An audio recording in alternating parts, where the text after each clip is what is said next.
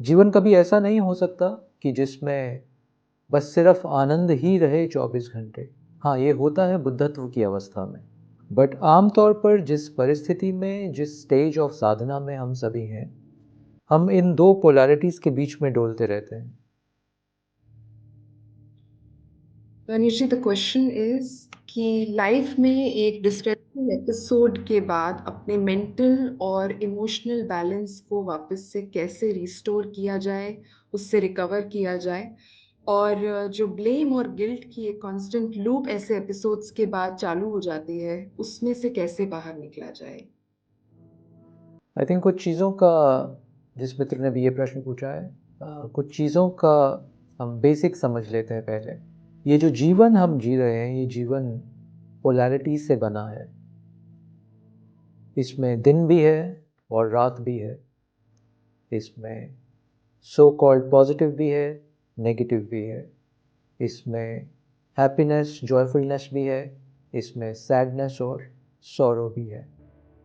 इन्हीं दो पोलैरिटीज़ को मिलके, जिसको यिंग यांग भी हम बोल सकते हैं, स्त्री पुरुष भी हम बोल सकते हैं, इन दो पोलैरिटीज़ को मिलके जीवन बनता है। जीवन के सभी अनुभव इन दो पोलैरिटीज़ को मिलके ही आते हैं। जीवन कभी ऐसा नहीं हो सकता कि जिसमें बस सिर्फ आनंद ही रहे 24 घंटे। हाँ, ये होता है बुद्धत्व की अवस्था में।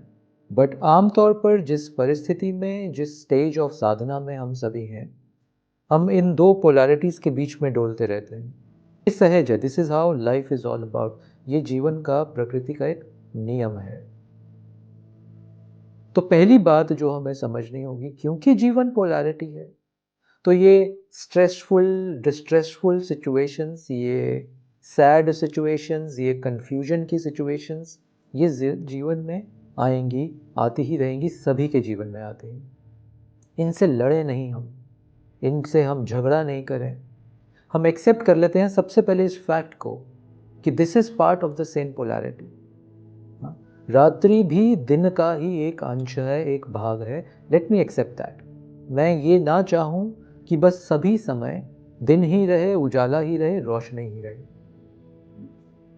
तो acceptance is here the first thing. क्योंकि मैं देखता हूं कि बहुत सारे मित्र, हम कुछ भी जो हमारे अनुकूल नहीं है, कुछ भी जो हमें पसंद नहीं है, कुछ भी जो हमें अनकंफर्टेबल करता है फिजिकली और मेंटली और इमोशनली, हम उसको अवॉइड करना चाहते हैं, हम उसको रिपल्स करते हैं। और उस मोमेंट पे हम भूल जाते हैं कि जीवन तो दो पोलैरिटी से बना है। जब तक कि मैं जीवन के वननेस में, अद्वैत में नहीं आ जाऊं, जहां दो का अंत हो जाए, जहां पोलैरिटी मिलके एक बन जाए, जब तक मैं उस अवस्था में नहीं आ जाता, ये पोलैरिटीज मेरे जीवन का, मेरे अनुभवों का हिस्सा रहेंगी। Let me accept that. जैसे ही आप इसकी एक्सेप्टेंस में आते हो, एक धैर्य सा आपके भीतर आप अनुभव करने लगते हो, एक शांति ऑटोमेटिकली आप अनुभव करने लगते हो कि oh, this is how it is. एक रिजेक्शन और रिपल्शन आपके भीतर से धीरे धीरे, हाँ इसमें समय लगेगा, मगर एक रिजेक्शन और एक रिपल्शन धीरे धीरे कम होने लगती है। दूसरा, जो हमारी इंटेंसिटी है, या जो हमारी एक आदत सी बनी है, डिस्ट्रेसफुल समय में, इवेंट्स में, हम बहुत ईगो में आ जाते हैं। हम बहुत आइडेंटिफाई करते हैं उस डिस्ट्रेस के साथ। हम बहुत रियल मानते हैं उस डिस्ट्रेस को, as if this distress is real. हमारी रियलिटी, हमारी अटैचमेंट उस डिस्ट्रेस के साथ ज़रूरत से ज़्यादा बढ़ जाती है। आनंद के मोमेंट में आप देखोगे कि आपकी अटैचमेंट, आपकी रियलिटी आनंद के साथ उतनी ज़्यादा नहीं जुड़ी होती, मगर डिस्ट्रेस के समय आप पूरे ही डिस्ट्रेस बन जाते हो। आपका पूरा व्यक्तित्व डिस्ट्रेस ही बन जाता है। यानी your identification with this situation, this mental परिस्थिति of distress is too high. क्योंकि हम उसको जितना रिपल्स करने की कोशिश करते हैं, उतना ही आइडेंटिफाई कर रहे हैं उसके साथ। अगर आप उसको अवॉइड करने की कोशिश कर रहे हो, आप 100% अपने आप को उसके साथ आइडेंटिफाई कर रहे हो।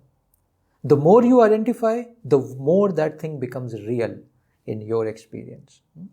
बट जैसे ही इस बात को मैं किसी गहरे तल पे मान लेता हूँ, समझ लेता हूँ कि जीवन दो पोलैरिटी से बना है, सुख के क्षण भी आ रहे हैं तो दुख के क्षण भी आ रहे हैं, क्योंकि अभी मैं एकात्म में स्थित नहीं हुआ हूँ, अभी मैं साधना में हूँ।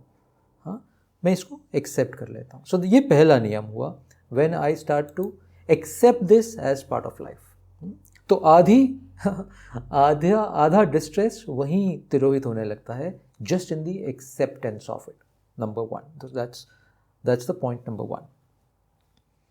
दूसरा, इसके अब हम प्रैक्टिकल सतह पे आते हैं कि ये डिस्ट्रेस हुआ, अब हम क्या करें इसका, मैं इससे बाहर कैसे आऊँ। बचपन में आपको याद होगा, आप में से बहुत सारे मित्रों में उस समय एक खिलौना जैसा आता था, मतलब एक झूला जैसा आता था, मैरी गो राउंड। हाँ, तो एक उसमें 8-7 सीट्स लगी होती थी और कोई व्यक्ति उसको बहुत तेज़ी से घुमाता था, तो वो बहुत तेज़ी से घूमता था वो झूला, आपको याद होगा। अनुभव किया उस समय हम सभी ने कि उस झूले में जब वो बहुत तेज़ी से चलता है तो थोड़ी देर में हम बैलेंस लूज़ करने लगते हैं अपना। हाँ, थोड़ी देर में हमें चक्कर आने लगता है, हम बैलेंस लूज़ करने लगते हैं। जैसे ही वो झूला तेज़ी से चल रहा है, हमारा बैलेंस लूज़ हो रहा है, उस समय कोई ना कोई एक डंडा, कोई ना कोई एक उसका हैंडल होता था आसपास, हम उस हैंडल को ज़ोर से पकड़ लेते थे। झूला तेज़ी से चल रहा है अभी भी, चक्कर तेज़ी से आ रहे हैं अभी भी, बट हमने किसी चीज़ को पकड़ लिया उस समय और हम स्थिर हो गए भीतर। हम गिरे नहीं उस झूले से बाहर। अगर आप उस हैंडल को छोड़ दोगे तो वो जो सर्कल चल रहा है झूले का, वो आपको पटक के बाहर फेंक देगा। तो ये जो स्ट्रेस का एक लूप बनता है, ये उस झूले की तरह है। आप इसमें इसके भवंडर में आप फंस जाते हो, और उस समय अगर कुछ पकड़ने को नहीं है तो ये भवंडर आपको उठा के कहीं पटक देगा बाहर। ये सब मेंटली हो रहा है, याद रखो, ये सब मेंटली हो रहा है। उस समय कोई एक हैंडल की ज़रूरत है जिसको मैं पकड़ के स्टेबल हो जाऊं, स्थिर हो जाऊं। अंग्रेजी में इसका शब्द है एंकर।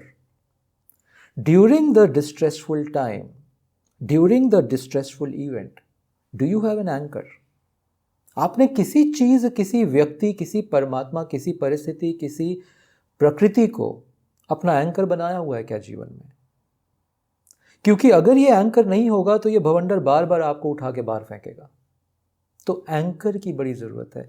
और भारतीय सभ्यता में हमारे जितने भगवान हुए, आप शिव को मानते हैं, आप कृष्ण को मानते हैं, आप हनुमान जी को मानते हैं, आप राम जी को मानते हैं, आप देवी माँ को मानते हैं, आपका जिनके साथ भी एक गहरा हृदय का, जिस डेटी के साथ भी संबंध बनता है, वो आपके एंकर हो जाते हैं। आपका जिस गुरु के साथ भी भीतर का संबंध बनता है, उस गुरु की याद ही आपका एंकर हो जाती है। आपका जिस मंत्र से हार्दिक कनेक्ट बैठता है, चाहे वो ओम नमः शिवाय है, चाहे वो हरे कृष्ण है, जो भी मंत्र है, हम सब का किसी ना किसी मंत्र जाप के साथ कनेक्शन होता है। बचपन से देखोगे तो आप इस बात को पकड़ पाओगे, ये मंत्र भी वही एंकर है, वो परमात्मा की याद भी वही एंकर है, वो गुरु के वचन भी वही एंकर है। कोई संघ के मित्र हो आपके, वो भी वो एंकर है। कोई प्रकृति का कोई ऐसा वृक्ष आपको बहुत पसंद हो, कोई नदी बहुत पसंद हो, कोई सागर का तट बहुत पसंद हो, वो भी आपका एंकर है। आइडेंटिफाई करो इन एंकर्स को। जितना इन एंकर्स को आइडेंटिफाई करोगे, उतना उन स्ट्रेसफुल मोमेंट्स में अगर उन एंकर्स को पकड़ पाओगे, साध पाओगे उन एंकर्स को, तो ये भवंडर आएंगे उस झूले की तरह, मैरी गो राउंड, सब घूम जाएगा आपके जीवन में, आप नहीं घूम पाओगे। सारी बाहर की परिस्थिति घूम रही होगी, बट आप स्थिर होगे, क्योंकि आपके पास ये एंकर है। हम आमतौर पर एक बहुत बड़ी भूल करते हैं, दिस इज़ वेरी इंपॉर्टेंट। हम एक बहुत बड़ी भूल करते हैं कि हम अपने थॉट्स को अपना एंकर समझते हैं, हम अपने विचारों को अपना एंकर समझते हैं। हमें लगता है हम अपने थॉट्स से, अपने विचार से अपने आप को एंकर कर पाएंगे। कर सकते हो, मुश्किल है, मगर अगर साधना में मैच्योरिटी नहीं है तो ये काम मुश्किल होगा। तो मेरा सजेशन ये है कि पहले एक कोई एंकर अपने बाहर ढूंढें। धीरे धीरे ये एंकर आपके भीतर उतर जाएगा, बट स्टेज 1 में किसी बाहर, किसी परमात्मा, किसी गुरु, किसी संग साथी को अपना एंकर मान के चलो जीवन में। ये मदद करेगा सभी भवंडरों में आपकी। तो ये दूसरा नियम, जैसा मैंने बोला, कोई मंत्र जाप भी आपका एंकर हो सकता है। कोई परमात्मा का नाम जपना भी आपका एंकर हो सकता है। सो identify the anchors in your life, और फिर जब भी ऐसी परिस्थिति आए उन एंकर्स के साथ और एसोसिएट हो जाना, उन एंकर्स को अपनी चेतना में और याद कर लेना। तो देखोगे कि परिस्थिति टल जाएगी, आप वहीं खड़े होगे, आपके भीतर ये भवंडर प्रवेश नहीं कर पाएगा। करेगा कुछ हद तक, आपकी धीरे धीरे आपकी स्टेबिलिटी बढ़ने लगेगी। ये दूसरी बात है। तीसरी बात, कुछ गिल्ट और ब्लेम की इन मित्र ने पूछी। गिल्ट और ब्लेम का मतलब होता है लिविंग इन द पास्ट। जो होना था वो तो हो गया, परिस्थिति, मगर उस परिस्थिति के बाद भी मैं पास्ट में जाके या तो किसी और व्यक्ति को ब्लेम कर रहा होता हूँ उस परिस्थिति के लिए, उस भवंडर के लिए, या मैं स्वयं को ब्लेम कर रहा होता हूँ उस परिस्थिति भवंडर के लिए, या सामने वाले को या स्वयं को। हाँ, स्वयं को करता हूँ तो गिल्ट आता है, सामने वाले को करता हूँ तो ब्लेम आता है, गुस्सा आता है उसके ऊपर, ईर्ष्या आती है। हाँ, रिलेशनशिप में उस रिलेशनशिप में बहुत जहर सा घुलने लग जाता है जब मैं सामने वाले पे डाल रहा हूँ तो। और ये समय तो निकल जाता है, मगर मैं पास्ट में जा जाके उस परिस्थिति को याद कर करके इस अपने घाव को हील नहीं होने देता। मैं उस घाव को खोलता रहता हूँ बार बार। और ये जो टेंडेंसी बन जाती है जब मैं पास्ट में इतना ड्वेल्व करने लगता हूँ, इस पास्ट की वजह से आज का वर्तमान एकदम जहरीला होने लगता है। और वर्तमान जहरीला हुआ तो भविष्य भी जहरीला होगा, क्योंकि वर्तमान की कोख से ही भविष्य का जन्म हो रहा है। लूप देख रहे हैं आप। और ये सब इसलिए हो रहा है बिकॉज परिस्थिति टल गई, बट मैं अभी भी पास्ट में जाके उसको कुरेद रहा हूँ बार बार, ब्लेम या गिल्ट के माध्यम से। अगेन उस क्षण में अगर मेरे को ये याद आ जाए जीवन का प्रिंसिपल पोलैरिटी, सुख आया तो दुख भी आएगा। दुख आने का वजह कोई भी हो सकती है, किसी व्यक्ति की वजह से आया, किसी मेरे डिसीजन की वजह से आया, किसी प्रकृति की वजह से आया, बट आएगा। Where is the point to blame और गिल्ट? ये तो आना ही, दिन हुआ तो रात तो आएगी। अब इसके लिए आप किसको ब्लेम करोगे? ये रात की डार्कनेस आती है रोज 24 घंटे में, किसको ब्लेम करोगे? सूर्य को ब्लेम करोगे? अर्थ के रोटेशन को ब्लेम करोगे? हाँ, किसको ब्लेम करोगे? ये तो प्रकृति का नियम था ना। इसी तरह वो जो भवंडर है वो भी मान के चलते हैं कि प्रकृति का नियम है, आएगा। हाँ, मगर इसमें ये है एक सेल्फ रेक्टिफिकेशन, एक सेल्फ एनालिसिस की ज़रूरत होती है कि क्या मैंने कुछ ऐसे कदम उठाए, क्या मैंने कुछ ऐसे डिसीजन किए जिस वजह से ये परिस्थिति आ गई या बढ़ गई, और क्या ऐसा किया जा सकता है कि इसको, भवंडर को बढ़ाने की जगह मैं एंकर को यूज़ करके, एंकर की सपोर्ट से इसको एकदम मिनिमलाइज कर दूँ। उतनी बुद्धि, उतना विवेक आप सबके भीतर है, आप उसका इस्तेमाल करेंगे। तो ये प्रकृति का नियम भी है, और मैं विवेक को इस्तेमाल करके इस पूरी गुत्थी को खोल लेता हूँ। और anchor, as I said, anchor बहुत मदद करेगा। और गिल्ट और ब्लेम ये वर्तमान भी जहरीला करेगा और भविष्य भी जहरीला करेगा। तो इस गिल्ट और ब्लेम से हमें बचना होगा। तीसरी बात इसमें, और आखिरी बात, अंग्रेजी में इसको हम बोलते हैं थॉट इम्प्लांट। अगर आपकी साधना थोड़ी गहरी है तो आप इससे खेल सकोगे।